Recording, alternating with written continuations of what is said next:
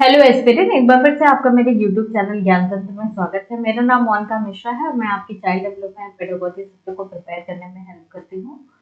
Last video में मैंने कुछ क्वेश्चंस कराए थे आपको सीडीपी के रिलेटेड, मिक्स क्वेश्चन कराए थे, तो उसको जाके देखिएगा। आज हम जनवरी 2024 का जो पेपर 2 का था सीडीपी के क्वेश्चंस देखेंगे, एनालाइज करेंगे किस तरीके से क्वेश्चंस आते हैं और किस सेक्शन से क्वेश्चन आए हैं। और फाइनल रिक्वेस्ट यही है, अगर वीडियो पसंद आती है तो प्लीज मेरे चैनल को लाइक शेयर सब्सक्राइब कीजिएगा और मुझे मोटिवेट कीजिए कि मैं ज्यादा से ज्यादा क्वेश्चन को लेके आ पाऊँ। तो विदाउट वेस्टिंग टाइम चलिए हम क्वेश्चंस को करते हैं। तो सबसे पहला क्वेश्चन देखिए, according to Vygotsky what is the role of teacher in facilitating cognitive development. मतलब एज अ टीचर टीचर को क्या करना चाहिए कि बच्चों को कॉग्निटिव डेवलपमेंट, उनका जो मानसिक विकास होता है वो अच्छी तरीके से हो अकॉर्डिंग टू वाइगोस्की। तो आपको वाइगोस्की के पॉइंट के बारे में पता होना चाहिए कि वाइगोस्की ने क्या क्या चीजें कही थी। वाइगोस्की ने आपका सोशल इंटरेक्शन, लैंग्वेज, कल्चर पे ज्यादा फोकस किया था, स्पीच के बारे में कहा था, zone of proximal development, more knowledgeable other, इन सब चीजों के बारे में कहा था। तो आपको कॉन्सेप्ट क्लियर होना चाहिए बिफोर क्वेश्चन पेपर, आपको कॉन्सेप्ट क्लियर होना चाहिए। तो ऑप्शन देखिए, to provide information and knowledge to student, हमें बच्चों को इंफॉर्मेशन और नॉलेज प्रोवाइड करनी चाहिए। To guide and support student learning through scaffolding, तो बच्चों को हमें गाइड करना चाहिए, सपोर्ट करना चाहिए through scaffolding. To allow student to learn completely independently, बच्चों को इंडिपेंडेंटली छोड़ देना चाहिए कि खुद से पढ़ें। या to give only those task that the student can currently do independently, मतलब कि ऐसा टास्क देना चाहिए जो बच्चा वही कर सके इंडिपेंडेंटली, वही टास्क कर सके, वही देना चाहिए। तो अगर आप वाइगोस्की की बात करें तो वाइगोस्की साहब ने स्कैप फोल्डिंग की बात की थी, और स्कैप फोल्डिंग का कॉन्सेप्ट किसने सबसे पहले दिया था? आपके ब्रूनर साहब ने दिया था सबसे पहले स्कैप फोल्डिंग का कॉन्सेप्ट। लेकिन स्कैप फोल्डिंग वर्ड को यूज किसने भी किया था? वाइगोस्की साहब ने किया था। और इन्होंने ये कहा था कि जो बच्चा होता है जब कहीं पे फंस जाता है, मान लीजिए जॉब एंड प्रॉक्सिमल डेवलपमेंट है, वहां पे बच्चों को हेल्प की जरूरत है, तो वहां पे बच्चा जब फंस जाता है, जो टेम्परेरी हेल्प दी जाती है एमपीओ द्वारा, उस पूरे प्रोसेस को हम स्कैफोल्डिंग कहते हैं। तो according to Vygotsky it will be to guide and support student learning through scaffolding. तो right answer will be 2। Next question देखिए, which of the following statement about adolescence is not correct. अब adolescence के बारे में पता होना चाहिए। आप लोग को पता है स्टेजेस ऑफ डेवलपमेंट कौन कौन सी है। सबसे पहले आपके कौन सी है? प्रीनेटल स्टेज, जब बच्चा माँ के गर्भ में रहता है। फिर उसके बाद कौन सी है? इन्फेनेसी, 0 से 2 वाली अवस्था। देन अर्ली चाइल्डहुड, 2 से 4। मिडिल चाइल्डहुड आपका 4 से 6। ठीक, फिर आपका एडोलेसेंस आता है 7 से 11। फिर उसके बाद अडल्टहुड आता है। अच्छा, ये एडोलेसेंस वाली जो फेज होती है वो स्ट्रेस एंड स्ट्रॉन्ग फेज भी कही गई है। Stress and strong by the Stanley hall, ये चीज याद रखिएगा, स्टेटमेंट वाइज भी पूछ लेता है। तो ये ऐसी स्टेज होती है जहाँ पे बच्चा आइडेंटिटी क्राइसिस को फेस करता है, जहाँ पे बच्चे के अंदर आप कह सकते हो बायोलॉजिकल मेच्योरिटी आती है, बच्चा अपोजिट सेक्स की तरफ अट्रैक्ट होता है इमोशनली, मतलब अपने करियर को लेकर बहुत ज्यादा कंफ्यूजिंग रहता है। तो ये सारे कुछ कैरेक्टरिस्टिक है जो एडोलेसेंस के हैं। तो ऑप्शंस देखिए, adolescence is a social construction, तो ये बात कहीं ना कहीं सही है। ये एक सोशल कंस्ट्रक्शन, क्योंकि जब आप समाज में उतरते हो तो चीजों को देख के सीखते हो, तो आपका समाजीकरण उसी हिसाब से होता है। नेक्स्ट देखिए, adolescence is generally considered to begin with puberty, the process leads to sexual maturity and the ability to reproduce. यहाँ पे बच्चा क्या होता है, अपने अडल्टहुड की तरफ मूव करता है। ये एक ट्रांजिशन स्टेज है जहाँ पे बच्चा, मतलब बच्चा को का जो सेक्सुअल डेवलपमेंट होता है बहुत ज्यादा तेजी से होता है। एक सेक्सुअल मैच्योरिटी और रिप्रोड्यूस करने की एबिलिटी उसके अंदर बहुत ज्यादा तेजी से विकसित होती है। तो ये भी आपका ऑप्शन सही है। नेक्स्ट क्वेश्चन देखिए, adolescence is developmental transition between childhood and adulthood, बिल्कुल सही। ये हमारा एक ट्रांजिशन फेज है जहाँ पे हम चाइल्डहुड से अडल्टहुड की तरफ मूव करते हैं। तो एडोलेसेंस हमारा क्या होगा? ट्रांजिशन स्टेज होगा। This will be right answer, correct option. Next देखिए, children across different culture experience adolescence in a similar manner.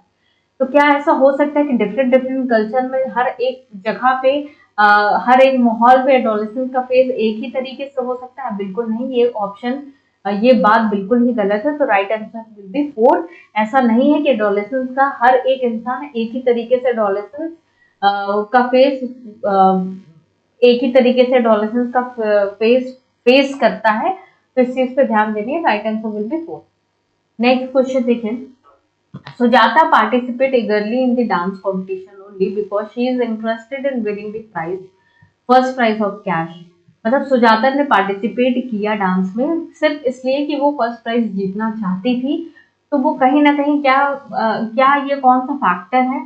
सबसे पहला देखिए, इंट्रिंसिकली मोटिवेटेड, तो आंतरिक मोटिवेशन की बात नहीं कर रहा है सुजाता। मतलब अंदर से इंजॉय नहीं कर रही, उसको कहीं ना कहीं एक मोटिव प्राइज दिख रहा है, तो ये ऑप्शन आपका गलत होगा। देन एक्सट्रिंसिकली मोटिवेटेड, फिर उसके बाद देखिए मास्टरी ओरिएंटेड लर्नर, मतलब कि उसका लॉन्ग टर्म एम ही वही है कि डांस सीखना और ये करना, तो वो भी आपका ऑप्शन ये भी कहीं ना कहीं गलत है। फेलियर अवॉइडिंग लर्नर, मतलब कि हम फेल को अवॉइड करने के लिए कुछ चीज सीखते हैं कि हमें फेलियर नहीं महसूस हो, तो ये भी ऑप्शन गलत है। ये हम क्या कह सकते हैं कि जो सुजाता है वो एक्सट्रिंसिकली मोटिवेटेड है। क्यों? क्योंकि उसका first prize as an extrinsic motivation दिख रहा है कि उसको क्या करना, हासिल करना है और सक्सीड करना है, तो फर्स्ट प्राइज लेके आना, तो right answer will be 2। Next question देखिए, in order to address the individual difference among learner a teacher should, अगर इंडिविजुअल डिफरेंस को एड्रेस करना है टीचर को, तो टीचर को क्या चीज करनी चाहिए? Acknowledge difference as abnormal and kind of deficit, एक तरीके के डिफरेंस, ये जो डिफरेंस है इसको अबनॉर्मल और डेफिशिट, मतलब कि अबनॉर्मल चीज है, इसको कंसिडर नहीं करना चाहिए, तो ऑप्शन गलत है। Be indifferent towards individual difference, मतलब कि हर एक व्यक्ति से अलग अलग तरीके से व्यवहार करना, ये भी ऑप्शन गलत है। ठीक, consider difference as obvious feature of human diversity, ये हो सकता है। नेक्स्ट देखिए, implement a rigid and uniform curriculum for all learner, एक रिजिड और यूनिफॉर्म करिकुलम सभी लर्नर के लिए लेके आना, तो ये भी ऑप्शन गलत है। रिजिडिटी की बात नहीं होती, फ्लेक्सिबिलिटी की बात होती है, तो इस चीज को ध्यान रखिएगा कि हमारा सिस्टम कितना फ्लेक्सिबल है, according to need of the learner आप अपने आप को क्या कर सकते हो, चेंज कर सकते हो। तो हमें क्या करना है, ये जो डिफरेंसेस है इसे एक मतलब एक ह्यूमन डाइवर्सिटी, उस चीज को एक्सेप्ट करना है और उसको उस चीज को कैटर करते हुए हमें क्या करना है, आगे मूव करना है। तो it should be consider difference as obvious feature of human diversity, ऐसा नहीं कि बहुत बड़ी चीज है इसको अब नॉर्मल क्रिएट करना है या अलग अलग तरीके से व्यवहार करना, नहीं, ये चीज नॉर्मल है, इस चीज को आपको क्या करना है, एक्सेप्ट करना है। तो right answer will be third. Next question देखें, जीन पियाजे believe that the knowledge is constructed by child rather than being passed passive from environment, ये बच्चा खुद से कंस्ट्रक्ट करता है, इंस्टीड ऑफ दैट एनवायरमेंट से वो मतलब पैसिवली एक्वायर करता है, या इनेट and given rather than acquired through interaction, मतलब कि इंटरेक्शन से ना लेके बच्चा खुद से क्या करता है, उस चीज को एक्वायर करता है, या को constructed in interaction with more knowledgeable other, मतलब मोर नॉलेजेबल अदर से इंटरेक्शन करने के बाद ही बच्चा कंस्ट्रक्ट करता है, या a visible behaviour change that can be measured with reliability, एक विजिबल मतलब देखी जाने वाली बिहेवियरल चेंज है जो कि हम मेजर कर सकते हैं, that can be measured with reliability.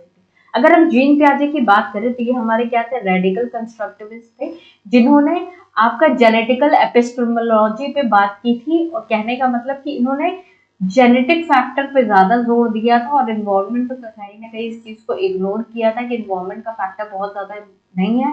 यहाँ पे इन्होंने बताया था बच्चा जो होता है वो एक्टिवली अपनी चीजों को कंस्ट्रक्ट करता है, ठीक, और कहीं ना कहीं जो इन्वायरमेंट का पर्सपेक्टिव है वो इग्नोर किया था। तो right answer will B first, constructed by the child rather than being passively passed passively from the environment, तो right answer will be first। next question देखिए, in a progressive classroom assessment is, अब progressive classroom कैसी होनी चाहिए हमारी, progressive classroom हमारी प्रगतिशील शिक्षा है जो हमारी लर्निंग बाय डूइंग को प्रमोट करती है, बच्चा ज्यादा एक्सपेरिमेंट करके चीजों को अनुभव करके सीखे, इस चीज को प्रमोट करती है। जो हमारी जो प्रोग्रेसिव क्लासरूम है, ये प्रोग्रेसिव एजुकेशन, जो हमारी प्रोग्रेसिव क्लासरूम क्या है, पार्ट है आपका प्रोग्रेसिव एजुकेशन का, ठीक। तो ये जो हमारी क्लासरूम है इसका असेसमेंट कैसा होना चाहिए, डायनेमिक, ऑब्जेक्टिव, समेटिव, नॉर्मेटिव। तो अगर हम प्रोग्रेसिव क्लासरूम की बात करें तो यहाँ पे असेसमेंट क्या होना चाहिए, डायनेमिक होना चाहिए, हर एक के मतलब एक डिफरेंट, एक सिमिलर, एक स्टैंडर्ड पैनल नहीं होना चाहिए, जैसे नॉर्मेटिव बात करता है कि स्टैंडर्ड का, summative at the end of the year, objective मतलब कि ऑप्शन बेस्ड, तो हमारा क्या होना चाहिए, डायनेमिक होना चाहिए। हमें हर एक पैरामीटर से, हर एक तरीके से बच्चे की नीड को समझते हुए, क्योंकि बच्चा यहाँ पे क्या है, नॉर्मल भी है, चाइल्ड विद स्पेशल नीड है, हमारे ये डायनेमिक नेचर का होना चाहिए कि हमको डिफरेंट डिफरेंट तरीके से इवैल्यूएशन करना है, बच्चों को एसेस करना है, ताकि किसी के साथ बायस ना हो, भेदभाव ना हो। तो हमारा प्रोग्रेसिव क्लासरूम का असेसमेंट क्या होना चाहिए, डायनेमिक नेचर का होना चाहिए। तो right answer will be 1। Next question देखिए, which of the following process is essential in meaning making of the information received from environment and stored it further in memory? मतलब कि कौन सा ऐसा प्रोसेस है जो कि एसेंशियल है आपके मीनिंग मेकिंग प्रोसेस में, जहां पे बच्चा अपनी इंफॉर्मेशन को स्टोर करता है फ्रॉम द इन्वायरमेंट, ठीक, और अपनी मेमोरी में रखता है। तो अगर हम बात करें, ऑप्शन देखिए, अटेंशन, डिके, फॉरगेटिंग, रिट्रीवर। अब अटेंशन की बात करें तो यहाँ पे अटेंशन क्या है, किसी चीज को आप अटेंटिवली चीजों को देख रहे हो, ग्रास्प कर रहे हो, फिर मेमोरी में रख रहे हो, ये आपके अटेंशन हो गया। डिके होना मतलब कि कोई चीज का खराब हो जाना, ठीक। फॉरगेट करना, भूल जाना। रिट्रीवल मतलब स्टोर्ड इन्फॉर्मेशन है, उस स्टोर्ड इन्फॉर्मेशन से आप क्या कर रहे हो, रिट्रीव कर रहे हो इन्फॉर्मेशन को। तो यहाँ पे जो बेस्ट सूट ऑप्शन है बेटा, वो क्या है, अटेंशन का, कि आप क्या कर रहे हो, अटेंटिवली चीजों को सुन रहे हो, उस चीज को ग्रास्प कर रहे हो और अपनी मेमोरी में स्टोर कर रहे हो। तो right answer will be 1, attention. Next question देखिए, which of the following is an example of question that requires student to analyze information? अब कुछ क्वेश्चन दिए हुए हैं, इसमें हमें क्या करना है कि ऐसे क्वेश्चन को ढूंढना है जो कि बच्चे की जो एनालाइजिंग एबिलिटी है, इंफॉर्मेशन को एनालाइज करने की एबिलिटी, उसको बता सके, ताकि बच्चा सोचे उस चीज को। देन ऑप्शन देखिए, what is the plot of novel to kill a mockingbird? अब प्लॉट ऑफ नॉवल मतलब कि यहाँ पे क्या पूछ रहा है, प्लान क्या है, प्लान मतलब जो एक ग्रुप और एक ग्रुप ऑफ पीपल मिलकर बनाता है कि नॉवल का क्या चीज प्लान है। तो यहाँ पे सिंपली प्लान पूछ रहा है, तो क्या क्रिटिकल इवैल्यूएशन या एनालाइजेशन होगा? नहीं। देन देखिए, what is the theme of novel? क्या थीम है नॉवल की, ये चीज पूछ रहा है, तो यहाँ पे भी कोई क्रिटिकल इवैल्यूएशन नहीं है। देन देखिए, how does the author use symbolism in to kill a mockingbird? अब हम ऑथर मतलब जो सिंबोलिज्म है, सिंबोलिज्म का मतलब ये होता है कि सिंबल और वर्ड, इन सब के थ्रू क्या करना, अपने आइडिया को एक्सप्रेस करना। तो यहाँ पे अगर हम बच्चों से ये पूछ रहे हैं कि किस तरीके से ऑथर ने सिंबोलिज्म को यूज किया, उस चीज को डिस्क्राइब कीजिए, तो कहीं ना कहीं बच्चा उस चीज को एनालाइज करेगा कि किस तरीके से जो ऑथर है उसने उस चीज को यूज किया है, with the help of symbols, ideas के हेल्प से वो क्या करेगा, उस चीज को डिस्क्राइब करेगा। तो this will be right answer. Last option, who is the protagonist of to kill a mockingbird? अब प्रोटोगोनिस्ट का मतलब क्या होता है, वो लीडिंग कैरेक्टर के बारे में पूछ रहा है कि इस जो कहानी है उसमें लीडिंग कैरेक्टर कौन है, तो उसके बारे में बताना है। तो यहाँ पे भी कोई क्रिटिकल इवैल्यूएशन या एनालिसिस की बात नहीं की गई है। तो right answer will be 3rd, how does the author use symbolism in to kill a mockingbird? Next question देखिए, स्टेटमेंट और रीजंस के क्वेश्चन है, सोशल और रीजनिंग के, जो आज के पैटर्न में पूछे जाते हैं। स्टेटमेंट देखिए, teacher should constantly reflect on their own stereotype and biasness. मतलब कि जो टीचर है उसको खुद के मतलब स्टीरियोटाइपिंग और बायसनेस पे गौर करना चाहिए, कि कहीं ऐसा तो नहीं है कि वो बच्चों के साथ बायस हो रहा है या स्टीरियोटाइपिंग की भावना मतलब रिफ्लेक्ट कर रही है उनके अंदर, कि बच्चे लड़के को ध्यान देना है, लड़कियों को ध्यान नहीं देना है। तो वो चीज को खुद को टीचर को एनालाइज करना चाहिए। तो कहीं ना कहीं ये स्टेटमेंट बिल्कुल सही है। रीजन देखिए, culturally responsive teaching means the teachers are reflective. मतलब कि जो टीचर अपने मतलब जो कल्चरली रेस्पॉन्सिव, जो इस चीज को समझते हैं कि बच्चा हर एक डाइवर्स मतलब कल्चर से आया हुआ है, डाइवर्स बैकग्राउंड से आया हुआ है, ऐसे टीचर क्या होते हैं, रेस्पॉन्सिव होते हैं और रिफ्लेक्टिव होते हैं, उस चीज को समझते हुए वो आगे कार्य करते हैं। कि ये भी कहीं ना कहीं रीजन सही है। तो both A and R true and R is the correct explanation of A. क्यों? क्योंकि ऐसा ही टीचर सोच पाएगा कि कहीं वो बायस तो नहीं है या स्टीरियोटाइप की भावना उसके उनके काम से रिफ्लेक्ट तो नहीं कर रही है। तो right answer will be 1। Next question देखिए, A central argument of Carol Gilligan, critics of Kohlberg theory of moral development is around। मैंने ये क्वेश्चन बहुत बार कराया है, बार बार कराया है, कि जो कैरल गिल्लिगन थे उन्होंने कोलबर्ग की थ्योरी को क्या क्रिटिक किया। कोलबर्ग की थ्योरी ने 3 लेवल दिए थे, आपके 3 लेवल दिए थे और 6 स्टेजेस दी थी, पोस्ट आपका प्री कन्वेंशनल, कन्वेंशनल और पोस्ट कन्वेंशनल। कैरल गिल्लिगन ने ये क्रिटिक दिया था, जो कोलबर्ग थे इन्होंने फेमिनिस्ट फैक्टर को इग्नोर किया था, इस चीज पे बात की थी। तो तो ये क्वेश्चन मैंने बहुत बार कराया है, तो इस चीज को ध्यान रखिएगा कि कैंगन गिरने ने ये किया था कि जो फेमिनिस्ट फैक्टर था वो कोलबर्ग ने कहीं ना कहीं इग्नोर किया था, तो इसकी बात की थी। तो ऑप्शन देखिए, ethics of care and feminist perspective, over estimation of children's moral ability, use of experimental design in studying children, या educational implication of the study for school going children. अब मैंने अभी आप लोगों को बताया कि फेमिनिस्ट फैक्टर की बात करता है, ना बच्चों की बात करता, नहीं कोई मतलब बच्चों की बात नहीं करता कि स्टडी पे, एक्सपेरिमेंटल डिजाइनिंग में, मोरल एबिलिटीज पे, इसकी बात नहीं करता है। आपका फेमिनिस्ट फैक्टर की बात करता है कि उसको कहीं ना कहीं क्या किया गया है, इग्नोर किया गया है। तो right answer will be 1। Next question देखिए, स्टेटमेंट देखिए, learning from real life problem and concrete experience gives the children multiple pathway for learning and retrieving information। मतलब कि बच्चों को अगर हम रियल लाइफ सिचुएशन पढ़ाएंगे, कॉन्क्रीट एग्जाम्पल से, ऐसी चीज जो बच्चा छू सकता है, देख सकता है, तो बच्चों का जो दिमाग होता है वो मल्टीपल पाथवे में डेवलप करेगा और बच्चा हर एक तरीके से, हर एक जगह से इंफॉर्मेशन को रिट्रीव कर पाएगा। बिल्कुल सही, ये बात बिल्कुल सही है। तो स्टेटमेंट ये क्या है, सही है। रीजन देखिए, development is relatively orderly and sequential. Development orderly और सिक्वेंशियल होता है। आपको पता है पहले हेड बनेगा, मतलब एक स्पाइनल कॉर्ड बनेगी, फिर उसके बाद आपका आउटर बॉडी बनेगी, मतलब एक सीक्वेंस से काम करेगा हमारा डेवलपमेंटल प्रोसेस। ऐसा नहीं कि पहले कुछ और हो जाएगा या बाद में कुछ और हो, एक सीक्वेंस चलेगा जो कि यूनिवर्सल है, सबके लिए एक समान है। बिल्कुल सही, ये भी स्टेटमेंट सही है, लेकिन ये कोई एक्सप्लेनेशन नहीं है इसका। ये ऐसा कुछ नहीं बता रहा है कि रियल लाइफ प्रॉब्लम से बच्चा सीखना चाहिए। तो both A and R R true and R is not the correct explanation of A. तो right answer will be true. Next question देखिए, डिसलेक्सिया की बात करता है। तो बच्चों आप लोग को डिसलेक्सिया के बारे में पता होना चाहिए कि डिसलेक्सिया क्या है। डिसलेक्सिया एक रीडिंग डिसऑर्डर है जहाँ पे बच्चा चीजों को डिकोड नहीं कर पाता है, प्रॉब्लम फेस करता है डिकोडिंग में। उनको कह सकते हो कि उनके दिमाग में कोई दिक्कत होती है, उनको उल्टे पुल्टे वर्ड मिलते हैं, दिखते हैं, नहीं समझ पाते हैं, डिकोड नहीं कर पाते हैं।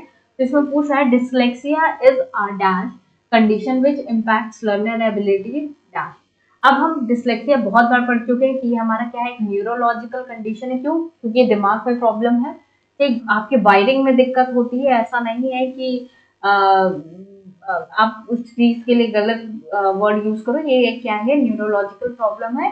That link sound with symbol, मतलब बच्चा जो अगर आप बोल रहे हो उस चीज को, मैंने एक क्वेश्चन कराया था आपको फोनोलॉजिकल से पूछा था, जहाँ पे बच्चा साउंड्स को नहीं समझ पाता है। मतलब अगर आप बोलोगे पापा तो वो चीज नहीं समझ पाएगा। वो अगर आप बोलोगे बैड तो वो बैड मतलब वो डी को बी लिखेगा, बैब लिखेगा या डैब लिखेगा, तो वो उस चीज को नहीं समझ पाता है। तो कहीं ना कहीं बच्चा लिंक नहीं कर पाता है, रीड नहीं कर पाता है, तो उसको पढ़ने में दिक्कत होती है। तो link sounds with simple, this will be right answer, neurological and link sounds with simple. तो right answer will be 2। Next question देखिए, a middle school teacher wants to enable meaningful learning by helping students to make connection between concepts and real world application. Which of the following activities would be an appropriate pedagogical strategy? अब हमें एक appropriate pedagogical strategy बनानी है, जहाँ पे जो middle school का teacher है वो चाहता है कि बच्चा मीनिंगफुल लर्निंग कर पाए by helping them to connect the real life problems, real life things to the concept। इस ऐसे केस में जो टीचर होता है उसको कौन सी पेडागोजी स्ट्रैटेजी यूज करनी चाहिए? सबको पहला ऑप्शन देखिए, लेट स्टूडेंट टू मेमोराइज, रटने के लिए। तो रटने की बात गलत है। Late the student complete worksheet with the multiple choice question, बच्चों को एक वर्कशीट दे दी और मल्टीपल चॉइस क्वेश्चन दे दिया बच्चों कर लाने को, जिसमें रियल लाइफ से कोई कनेक्शन नहीं है। Then let the student learn by the method of stimulus response conditioning. Stimulus response मतलब कि आपने एक स्टिमुलस दे दिया, बार बार एक सेम चीज रिपीटेड वे में अगर करोगे तो बच्चा उस चीज को सीख जाएगा, उस चीज को अपने बिहेवियर में ले आएगा। इस तरीके से आप बच्चों को सिखाना चाहते हो, ये भी गलत है। नेक्स्ट देखिए, let the student research on a current issue in a small group and present their finding to the class. बिल्कुल सही। बच्चों को हम क्या मोटिवेट कर रहे हैं कि स्मॉल ग्रुप में आप लोग आपस में एक कोलैबोरेटिव लर्निंग कीजिए, करंट इश्यूज को एनालाइज कीजिए, प्रेजेंट कीजिए, क्योंकि करंट इश्यूज आपके रियल वर्ल्ड में चल रहे हैं। क्या चीज चल रहा है उस चीज को आपको क्या करना है, एनालाइज करना है, प्रेजेंट करना है, फाइंड करना है क्या चीज है, तो उससे बच्चा कनेक्शन फील कर पाएगा विद द रियल वर्ल्ड। तो right answer will B 4। Next question देखिए, In which stage of Kohlberg moral development do children reasoning revolve around ethics of law? मतलब कि बच्चे की जो थिंकिंग है, जो रीजनिंग है, वो एक लॉ के अराउंड रिवॉल्व करती है। अब हम प्री ऑपरेशनल में, पहली बात तो आप लोग को स्टेजेस पता होनी चाहिए। प्री कन्वेंशनल है, कन्वेंशनल है, हेट्रोजीनस और ऑटोनोमस की कन्वेंशनल मोरालिटी की बात कौन करता है? प्याजे साहब करते हैं। ठीक, तो ये ऑप्शन गलत है। तो हमारा प्री कन्वेंशनल, कन्वेंशनल और पोस्ट कन्वेंशनल। अगर प्री कन्वेंशनल की बात करें तो पहले स्टेज में क्या होगा, बच्चा यहाँ पे चीजों को, पनिशमेंट को अवॉइड करने के लिए चीजों को करता है। ठीक, सेकेंड स्टेज में क्या होगा, बच्चा यहाँ पे रिवॉर्ड के, मतलब कि आपको भाई मैं आज टिफिन खिला रहा हूँ, कल मुझे आप टिफिन खिलाओ, ये टिफिन एक्सचेंज वाला स्टेज भी है। तो इस चीज को, ये सेकंड स्टेज है। थर्ड स्टेज में बच्चे को क्या होता है, बच्चे के सोशल कॉन्ट्रैक्ट, मतलब बच्चा ये समझ जाता है कि रूल्स एंड रेगुलेशन समाज के कुछ, सॉरी, थर्ड आपका क्या होगा, good boy and good girl. समाज के अकॉर्डिंग बच्चा क्या कर रहा है चीजों को, मतलब मैं, मेरे पापा मुझसे चाहते हैं कि मैं इस तरीके से रहूं, मेरे पापा मुझे अच्छा समझे, तो मैं एक अच्छी छवि बना रहा हूँ, भले मैं कितना नोटी हूँ। तो good boy and good girl orientation. और फोर्थ क्या है, सोशल कॉन्ट्रैक्ट, जहाँ पे बच्चा समाज के नियम कानूनों को समझता है, जानता है। ठीक, और ये समझता है कि कुछ लॉ एंड ऑर्डर हमारी सोसाइटी में बनाए गए हैं जिसको हमें फॉलो करना है। तो आपका कौन सा फिट बैठता है, ये नहीं होगा, ये आपका किसमें आएगा, कन्वेंशनल में आएगा। तो right answer will be fourth. तो राइट आंसर विल बी आपका कौन सा होगा, right answer will B conventional morality, जहां पे आपका कॉन्ट्रैक्ट लॉ एथिक्स की बात होती है। नेक्स्ट देखिए, which of the following does not exemplify in an inclusive classroom? एक inclusive classroom कौन सी होती है, जहाँ पे normal child with special need होते हैं। ठीक, तो ऐसे कौन सा मतलब हमें इस ऑप्शंस में बताना है जो इंक्लूसिव क्लासरूम को डिफाइन नहीं करता है। सबसे पहले देखिए, इनकॉर्पोरेशन ऑफ डाइवर्स पर्सपेक्टिव। अगर डाइवर्सिटी वाला आपका क्लासरूम है जहाँ पे डिफरेंट डिफरेंट बैकग्राउंड से बच्चे हैं, तो डाइवर्स पर्सपेक्टिव का होना बहुत जरूरी है। देन फॉलोइंग रीजनेबल अकोमोडेशन, मतलब कि अकोमोडेशन, यहाँ पे आपको क्या करना है, रीजनेबल, टाइम टू टाइम अपने आप को मॉडिफाई करना है, अपनी चीजों को मॉडिफाई करना है, अपने पेडागोजी को मॉडिफाई करना है, नीड को समझते हुए। तो ये भी ऑप्शन कहीं ना कहीं सही है जो इंक्लूसिव एजुकेशन को डिफाइन कर सकता है। देन ऑफरिंग डिफरेंशिएटेड इंस्ट्रक्शन, बिल्कुल सही। ये हमारा एक स्ट्रैटेजी है जहाँ पे टीचर डिफरेंट डिफरेंट स्ट्रैटेजी से डिफरेंट डिफरेंट तरीके से बच्चों को पढ़ाता है, by using white board, by using digital board, by using TLM, by using different different तरीकों से एक टीचर पढ़ाता है। लेकिन इनकरेजिंग कॉम्पिटेटिव इथॉस, कंपटीशन की भावना करना, एक दूसरे से कॉम्पिटेटिव नेचर रखना, तो ये ऑप्शन गलत है। तो right answer will be fourth, this will not be, that will exemplify an inclusive classroom. तो right answer will be fourth. Next देखिए, work in progress portfolio are an effective tools for formative assessment because, अब formative assessment कौन सा assessment है जहाँ पे बच्चे, मतलब during the course of learning बच्चों का आप assessment करते हो और ताकि उनको timely feedback देके और बच्चे अपने अंदर सुधार कर सके। तो बच्चे ने जो काम किया है, वर्क इन प्रोग्रेस पोर्टफोलियो क्या है कि बच्चे ने जितना भी काम किया है उस चीज को आप क्या कर रहे हो, किसी न किसी फॉर्म में उसका काम रिफ्लेक्ट हो रहा है, आप उस चीज को देख सकते हो बच्चे ने क्या काम किया, उस चीज को रखना अपने पास। तो इस चीज से आपको क्या मिलेगा, they involve student in process of assessment, इससे आप बच्चों को एक प्रोसेस ऑफ असेसमेंट में इन्वॉल्व कर पाओगे। दे offer insight about the progress of individual, बच्चे की प्रोग्रेस के बारे में आपको इंफॉर्मेशन मिलती है।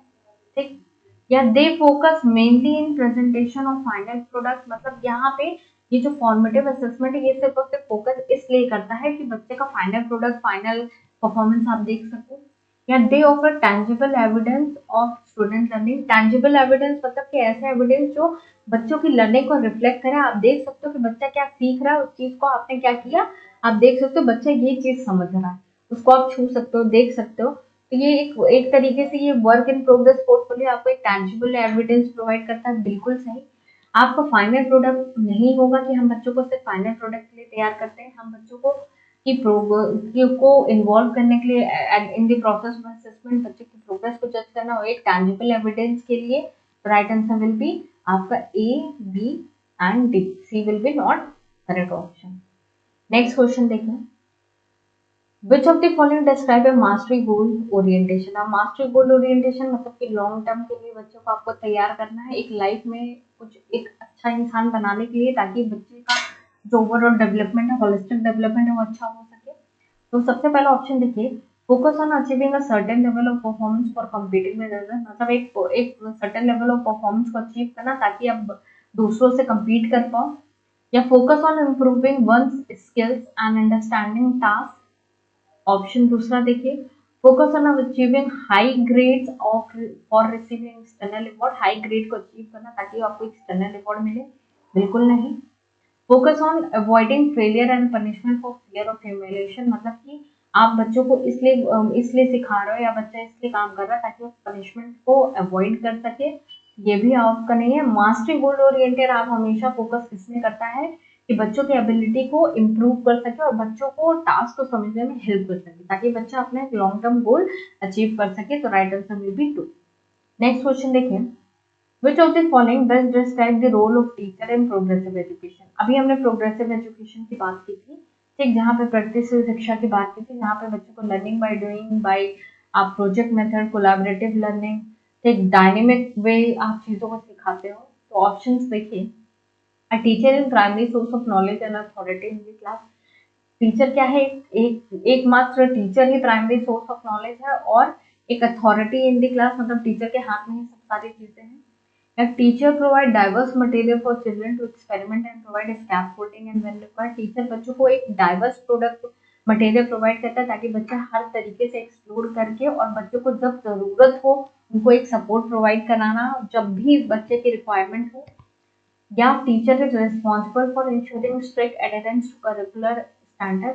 मतलब कि एक स्ट्रिंग प्रोसीजर से जो एक स्टैंडर्ड सेट किया उसको अचीव करने में टीचर की ये रिस्पॉन्सिबिलिटी है। या teacher let's the children learn independently and does not interfere. बच्चा खुद से सीखे और वो टीचर को इंटरफेरेंस नहीं करेगा। तो ये सब आपका, ये ऑप्शन आपका गलत है। प्रोग्रेसिव क्लासरूम कैसी होनी चाहिए, जहाँ टीचर डाइवर्स मटेरियल चिल्ड्रन को प्रोवाइड करे और बच्चों को ये मौका दे कि बच्चे को अगर कभी भी जरूरत पड़े तो उनको सपोर्ट करने के लिए तैयार हो। नेक्स्ट क्वेश्चन देखिए, asking critical questions such as how much and in what ways are various genders represented in text, book and media would encourage। मतलब कि बच्चों से ये पूछना कि how much and what ways of various gender, मतलब कि एक टेक्स्ट बुक और एक मीडिया के अंदर किस तरीके से और कितने तरीके से वेरियस जेंडर को रिप्रेजेंट किया जाता है, इससे बच्चों के अंदर क्या चीज इनकरेज होगा वो उसके बारे में बताना है। सबसे पहला ऑप्शन देखिए, क्वेश्चनिंग जेंडर स्टीरियोटाइप। बच्चों के अंदर स्टीरियोटाइपिंग वाली, मतलब कि जो स्टीरियोटाइपिंग की भावना होती है कि लड़की लड़कियों पे ज्यादा ध्यान देना, लड़के ये नहीं कर सकते, लड़के ये कर सकते हैं, लड़कियों के लिए मतलब लड़कियों की ये जिम्मेदारी होती है, लड़कों की ये जिम्मेदारी होती है। तो इस चीज को क्वेश्चन करना। या स्ट्रेंथिंग जेंडर कॉन्स्टेंसी, स्ट्रेंथ करना वो जेंडर कॉन्स्टेंसी को, मतलब लड़की आगे जाके भाई महिला बनेगी, लड़का जाके जाके मर्द बनेगा, तो वो चीज को आपको स्ट्रेंथन करना। या reinforce gender and identity, gender identity, लड़की क्या है लड़का क्या कर सकता है उस चीज को इन्फोर्स करना। या डिस्करेजिंग जेंडर रोल फ्लेक्सिबिलिटी, मतलब डिस्करेज करना जेंडर रोल फ्लेक्सिबिलिटी कि लड़के का क्या रोल होता है, लड़कियों का क्या रोल होता है। तो जब बच्चे से आप ये क्रिटिकल क्वेश्चंस पूछने को कहते हो कि किस तरीके से, कितने तरीके से डिफरेंट डिफरेंट वेज जो जेंडर रिप्रेजेंट किए जाते हैं इन टेक्स्ट बुक और मीडिया, इससे बच्चा क्या करेगा, क्वेश्चन करेगा और जेंडर स्टीरियोटाइप की, मतलब ऐसा ऐसा क्यों है, क्यों ऐसा है कि लड़कियां ये चीज कर सकती हैं, लड़के ये चीज कर सकते हैं, लड़के खाना नहीं बना सकते, लड़कियां कपड़े बैट बॉल नहीं खेल सकती हैं, तो उस चीज को क्वेश्चन करता है। तो right answer will be 1, that is questioning gender stereotype.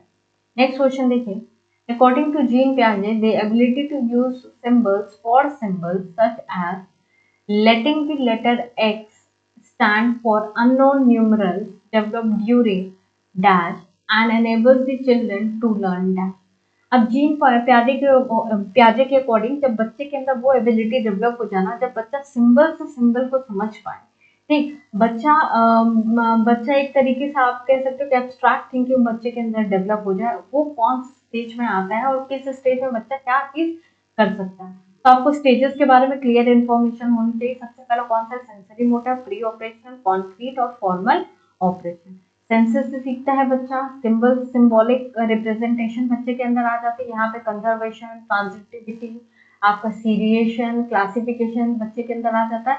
लेकिन इस एब्स्ट्रैक्ट थिंकिंग, आपका कह सकते हो आपका जो हाइपोथेटिकल थिंकिंग होती है, डिडक्टिव थिंकिंग होती है, बच्चे के अंदर फॉर्मल ऑपरेशन पे आती है। बच्चा अपना दिमाग को डिफरेंट डिफरेंट एब्स्ट्रैक्ट थिंकिंग की तरफ यूज कर सकता है। तो ऑप्शन देखिए, concrete operation stage, algebra and calculus. Concrete operation stage में आपका अलजेब्रा बच्चा नहीं सॉल्व करने लगता है, या फिर आप कह सकते हो हाई लेवल की प्रॉब्लम नहीं सॉल्व करने लगता है। Then concrete operation stage and conservation and seriation, ये आपका करेक्ट कॉम्बिनेशन है। लेकिन बच्चे के अंदर यहाँ पे आप सिंबल्स टू सिंबल बच्चा यूज नहीं करता है कॉन्क्रीट में। देन देखिए, formal operation, algebra and calculus. Formal operation में बच्चा अलजेब्रा कैलकुलस वाली एबिलिटी बच्चे के अंदर आ जाती है। यहाँ पे देखिए, फॉर्मल जो ऑपरेशन है कंजर्वेशन सीरिएशन, बच्चे जो कंजर्वेशन सीरिएशन किस में आएगा, आपका कॉन्क्रीट में आएगा। लेकिन कॉन्क्रीट में बच्चे के अंदर अलजेब्रा और कैलकुलस वाली भावना नहीं आती है, बच्चा कैलकुलेट नहीं कर पाता है, एब्स्ट्रैक्ट थिंकिंग नहीं लगा, मैथमेटिकल कैलकुलेशन बहुत नहीं कर पाता है। राइट आंसर बिल पे आपका थर्ड, फॉर्मल ऑपरेशन में बच्चे के अंदर क्या आ जाएगा, अलजेब्रा एंड कैलकुलस वाला बच्चे के अंदर एबिलिटी आ जाएगा, बच्चा उस चीज को सीखने लगेगा। नेक्स्ट क्वेश्चन देखिए, आलोक shows the following behavior: hold heads in an awkward position when reading, squinting and rubbing the eye frequently, redness and swelling of eye, confusing letter. These can be symptoms of। एक बच्चा है जो awkward direction में बैठ के चीजों को पढ़ रहा है, बार बार अपनी आंखों को रब कर रहा है, उसे इरिटेशन महसूस हो रही है, आंखें रेड हो रही हैं, स्वेल हो रही हैं, कंफ्यूज हो रहा है लेटर में, तो ये किस चीज के सिम्टम्स है? सबसे पहला ऑप्शन देखिए, विजुअल प्रॉब्लम, बच्चे को देखने में दिक्कत है। लैंग्वेज कंप्रीहेंशन, बच्चा लैंग्वेज को कंप्रीहेंड नहीं कर पा रहा है। या ऑटिस्टिक स्पेक्ट्रम डिसऑर्डर, मतलब बच्चे को ऑटिज्म है। ठीक, या कम्युनिकेशन डिसऑर्डर, बच्चा कम्युनिकेट नहीं कर पा रहा है। तो यहाँ बच्चा लैंग्वेज, यहाँ पे बच्चा बातचीत या लैंग्वेज कम्प्रीहेंशन वाली बात नहीं है। ऑटिज्म, यहाँ पे बच्चा सोशली इंटरेक्ट नहीं पाता है, समाज में बैठ नहीं पाता है, एक रेपिटेटिव और रिकरिंग बिहेवियर होता है बच्चे का, तो यहाँ पे ये भी नहीं है क्वेश्चन में। कम्युनिकेट भी नहीं कर रहा है, यहाँ बच्चे को देखने में दिक्कत हो रही है, मतलब विजुअल प्रॉब्लम हो रहा है, बच्चे की आई रेड हो रही है। हो सकता है इस प्रॉब्लम से बच्चा को कंफ्यूज हो रहा है, लेटर को समझ नहीं पा रहा है, रब कर रहा है आई को, उसको विजुअल प्रॉब्लम हो रही है, ना कि उसको ऑटिज्म है, बच्चा इंटरेक्ट नहीं कर पा रहा। तो right answer will be 1। Next देखिए, असर्शन रीजनिंग का क्वेश्चन है। सबसे पहला ऑप्शन स्टेटमेंट पढ़िए। In an inclusive classroom, adaptation should be made in learning goals, pedagogical strategies, as well as assessment. एक जो प्रगतिशील आपके इंक्लूसिव क्लासरूम में एक समावेशी शिक्षा जो है, जहाँ पे adaptation should be made in learning goals, pedagogical strategies, as well as assessment, मतलब कि हमें क्या करना है, डिफरेंट चीज़ों को लर्निंग पेडागोजीज या डिफरेंट स्ट्रैटेजी से ऑप्ट करना है। क्यों? क्योंकि हमको जो इंडिविजुअल डिफरेंस है और जो डिफरेंट डिफरेंट बैकग्राउंड से बच्चा उस चीज को कैटर करना है, तो हमें तो उसी तरीके से हमको एक स्ट्रैटेजी और असेसमेंट का लेवल आपको तय करना है। तो ये ऑप्शन कहीं ना कहीं सही है। क्यों? तभी हम आपका इंक्लूसिव क्लासरूम के बच्चों को क्या कर पाएंगे, डील कर पाएंगे। रीजन देखिए, the philosophy of inclusion advocates elimination of all individual difference through pedagogical approach and assessment. अब ये कह रहा है कि जो इंक्लूसिव क्लासरूम वाला है, वो जो केस होता है जहाँ पे इनका जो मोटिव रहता है कि जो बच्चों के अंदर इंडिविजुअल डिफरेंस है उसको बिल्कुल सही रिमूव कर देना by the use of pedagogical approaches and assessment के थ्रू, स्ट्रैटेजीज के थ्रू बच्चों के इंडिविजुअल डिफरेंस को क्या कर देना, बिल्कुल ही रिमूव कर देना। ये स्टेटमेंट बिल्कुल ही गलत है। क्यों? क्योंकि आप इंडिविजुअल डिफरेंस को आप रिमूव नहीं कर सकते, आप उसको क्या कर सकते हो, आपको उसको एक्सेप्ट करना है और बच्चों को उसी के अकॉर्डिंग सिखाना है। तो ये ऑप्शन बिल्कुल गलत है। तो ये कह सकते हो A is true and R is false, मतलब ए स्टेटमेंट सही है। क्योंकि इंक्लूसिव क्लासरूम को डील करने के लिए हमें क्या करना है, अडॉप्ट करना है different strategies, learning goals, assessment, लेकिन वो एलिमिनेशन ऑफ इंडिविजुअल डिफरेंस की बात नहीं करता है। तो आपका third will be right option. Next question देखिए, according to Lev Vygotsky, children benefit from experience of interacting with dash while working dash their zone of proximal development।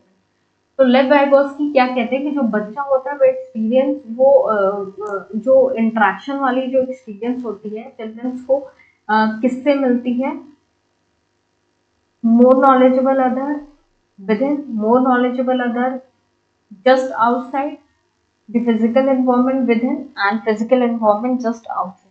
अब हम ये कहें कि जो लेफ्ट वाइगोस्की साहब है वो मोर नॉलेजेबल अदर की बात करते हैं, तो बच्चा क्या होता है, children benefits from experience of interacting, बच्चा क्या करता है, एमकेओ से इंटरेक्ट करता है, मोर नॉलेजेबल अदर से इंटरेक्ट करता है अपने प्रॉब्लम को सॉल्व करने के लिए, अपने गाइडेंस के लिए, while working within within zone of proximal development. यहाँ पे देखिए, यहाँ पे क्या होता है, जोन ऑफ आपका क्या होता है, प्रॉक्सिमल डेवलपमेंट होता है।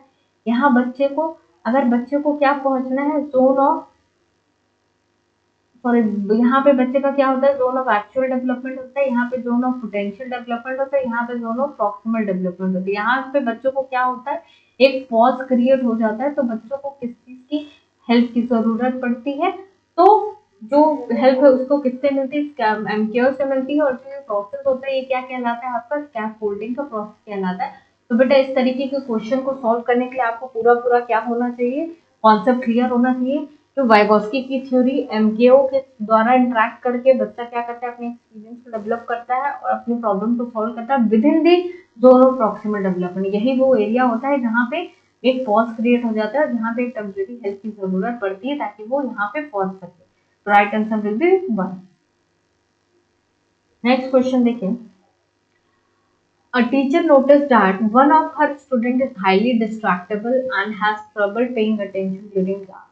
Which of the following strategies would is effective strategies in helping the students stay focused? मतलब एक क्लासरूम है जहाँ पे एक बच्चा है वो बहुत ही ज्यादा डिस्ट्रैक्ट कर रहा है, मतलब हाईली डिस्ट्रैक्टेबल है, बहुत ही जल्दी डिस्ट्रैक्ट हो जा रहा है, अटेंशन पे नहीं कर पा रहा है क्लास में। तो ऐसे बच्चों को कैटर करने के लिए टीचर को कौन सी इफेक्टिव पेडागोजी का इस्तेमाल करना पड़ेगा, स्ट्रैटेजी का इस्तेमाल करना पड़ेगा, वो चीज आपको बतानी है। तो ऑप्शन देखिए, giving the student repetitive task to do, मतलब बच्चों को एक टास्क दे दिया रेपिटेटिव वे में, बच्चा वो बार बार करे। Strictly telling the student to encourage their attention span, मतलब बच्चों को डांट फटकार के कि वो अटेंटिव रहे इस चीज को करना। Giving a timer to student for self regulation and time management, बच्चों को एक समय देना ताकि वो सेल्फ रेगुलेट हो पाए, अपने आप को टाइमली मैनेज कर पाए ताकि क्लास में अटेंटिव हो पाए। या calling parents and taking strictly disciplinary action against student, बच्चों के माँ बाप को बुला के एक स्ट्रिक्ट एक्शन लेना उनके तरफ। तो बीइंग अ टीचर हम लोग क्या करेंगे, बच्चों को समय देंगे, बच्चों को सेल्फ रेगुलेट होने का टाइम देंगे और बच्चों को ये कहेंगे कि वो अच्छे से टाइमली मैनेज कर ले अपने आप को, तब वो जितना टाइम लेना चाहिए ले ले ताकि वो अटेंटिवली बाद में क्लास को कर पाए। तो इस चीज को हमको करना है, फिर उसके बाद अगर कोई प्रॉब्लम होगी तो आगे आपको देखना है। पहले आपको क्या करना है, टाइमली उनको एक टाइम देना है कि सेल्फ रेगुलेट करना है अपने आप को। नेक्स्ट क्वेश्चन देखिए, असर्शन रीजनिंग के क्वेश्चन है। Students are more likely to do well and stay in school if they are emotionally attachment to their school and believe that they matter. एक बच्चा एक अच्छी तरीके से सीखता है जब वो स्कूल से इमोशनली अटैच होता है और ये समझता है कि वो स्कूल बहुत इंपॉर्टेंट पार्ट है उनके लाइफ का और स्कूल से वो बहुत सारी चीजें सीख सकते हैं। ये ऑप्शन कहीं ना कहीं बिल्कुल सही है। क्यों इमोशनल बच्चा अटैच होगा जिस चीज से, वो बच्चे के डेवलपमेंट या कह सकते हो कि डिसीजन मेकिंग में बहुत ज्यादा रोल प्ले करता है। रीजन देखिए, emotions play a significant role in learning, बिल्कुल सही, इमोशन एक सिग्निफिकेंट रोल प्ले करता है लर्निंग में। क्यों, अगर आप इमोशनली किसी चीज से अटैच हो गए तो आप चीजों को उसी अकॉर्डिंग सीख पाओगे। जैसे कहते हैं ना कि अगर आप दुखी हो तो आपका दिमाग काम नहीं करता है, या आप किसी चीज को कुछ नहीं समझते हो तो आप उसके लिए कोई डिसीजन नहीं ले सकते हो। तो आप यहाँ पे अगर स्कूल से अच्छी तरीके से अटैच रहोगे तो आप चीजों को सीख भी सकते हो, अच्छी तरीके से आपका डेवलपमेंट भी होगा इन ऑल एस्पेक्ट। तो right answer will B both A and R are true and R is the correct explanation of A. Next question देखिए, which of the following is the core principle of constructivist learning theory? अब constructivist learning theory ये कहते हैं कि बच्चा जो होता है एक एक्टिवली कंस्ट्रक्टर होता है, अपने नॉलेज को खुद कंस्ट्रक्ट करता है, समाज में रह के समाज चीजों से सीखते। ऑप्शन देखिए, a teacher should provide direct instruction and explicit guidance to student, teacher को डायरेक्ट इंस्ट्रक्शन प्रोवाइड करना चाहिए और एक एक्सप्लिसिट गाइडेंस बाहर से गाइडेंस देनी चाहिए स्टूडेंट को, ये कंस्ट्रक्टिव लर्निंग थ्योरी बताता है। या सेकंड ऑप्शन देखिए, learning occurs when student receive correct answer and feedback from teacher, मतलब कि बच्चा एक करेक्ट आंसर दे रहा है, फीडबैक मिल रहा है उसको टीचर से, ऐसी लर्निंग थ्योरी ये बताती है। या student construct their knowledge through active engagement with their environment. बिल्कुल सही, बच्चा अपनी नॉलेज को एक्टिवली एंगेज होकर एनवायरनमेंट से चीजों को सीखता है, यही हमें कंस्ट्रक्टिविस्ट थ्योरी बताती है। तो right answer will be third. Next question देखिए, असर्शन रीजनिंग के क्वेश्चन है, the less able a child is to do a task, the more direction the teacher should give, and as child can do more and more, the teacher should help less and less। मतलब कि जो बच्चा होता है जो चीजों को सही तरीके से नहीं कर पाता, तो उस केस में टीचर को ज्यादा से ज्यादा क्या करना है, उन पर ध्यान देना है। लेकिन जो बच्चा वो अच्छी तरीके से चीजों को कर रहा है, उस पर जो टीचर होता है उसको कम ध्यान देना है।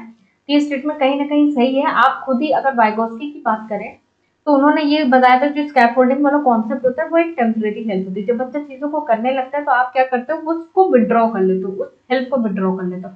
ठीक उसी तरीके से जब आप चीजों को करने लगते हो तो आपकी टीचर धीरे धीरे क्या करती है, सपोर्ट विड्रॉ करती है। तो कहीं ना कहीं सही बात है। तो स्टेटमेंट ए क्या है आपका, सही है।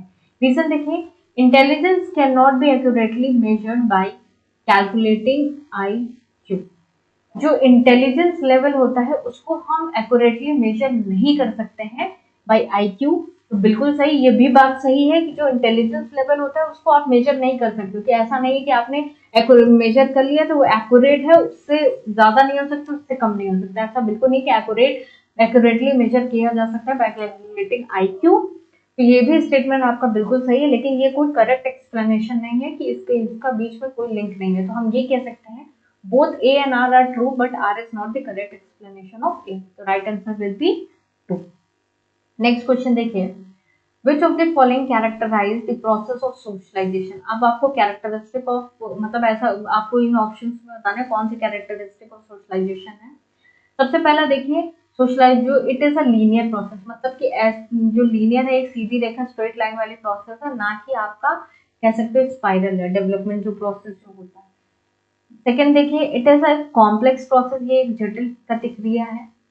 या it is a multi dimensional process, एक मल्टी डायमेंशनल यूनिडायमेंशनल ना होकर एक एक्सपेक्ट पे बात ना करके डिफरेंट डिफरेंट एक्सपेक्ट पे बात करता है। या it take place uniquely in different culture, different different culture में यूनिकली डिफरेंट डिफरेंट तरीके से सोशलाइजेशन होता है। तो बेटा ये बिल्कुल सही है, डिफरेंट कल्चर में डिफरेंट तरीके से सोशलाइजेशन होता है। ये आपका मल्टी डायमेंशनल हमारे सभी डेवलपमेंट के एरिया में बात करता है। एंड ये जटिल एक प्रतिक्रिया, लेकिन ये लीनियर प्रोसेस नहीं है। तो BCD will be right answer, right answer will be third. Next question देखिए, अगेन असर्शन रीजनिंग के क्वेश्चन, आप देख सकते हैं असर्शन रीजनिंग के क्वेश्चन कितने ज्यादा पूछे जाते हैं। स्टेटमेंट देखिए, there is no objectively definable moment when a child enters middle childhood और एडोलेसेंस। मतलब कि आप कोई एक ऐसा टाइम डिफाइन नहीं कर सकते कि जब बच्चा एक आप कह सकते हो कि एडोलेसेंस में एंट्री ले रहा है। किसी किसी बच्चों के अंदर एडोलेसेंस का लेवल या फेज जल्दी आ जाता है, किसी किसी के अंदर लेट आता है। तो आप डेफिनेबल मोमेंट नहीं कर सकते हो, कि डेफिनेट टाइम नहीं कह सकते हो कि बच्चा कब एंटर करेगा एडोलेसेंस में, middle child.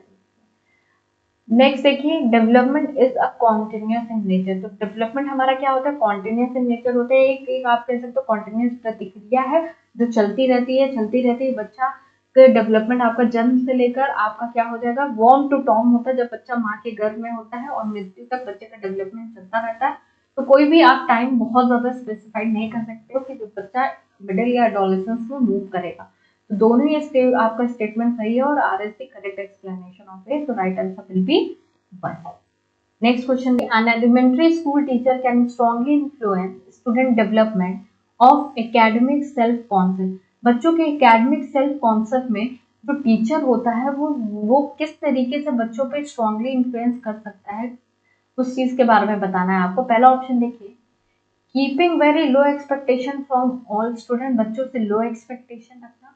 Punishing autonomy and initiative and student, मतलब बच्चों को जो बच्चे खुद से क्या करते हैं, खुद से काम करते हैं, बढ़ चढ़ के चीजों को कर रहे हैं, इनिशिएट ले रहे हैं, उस चीज को पनिश करना।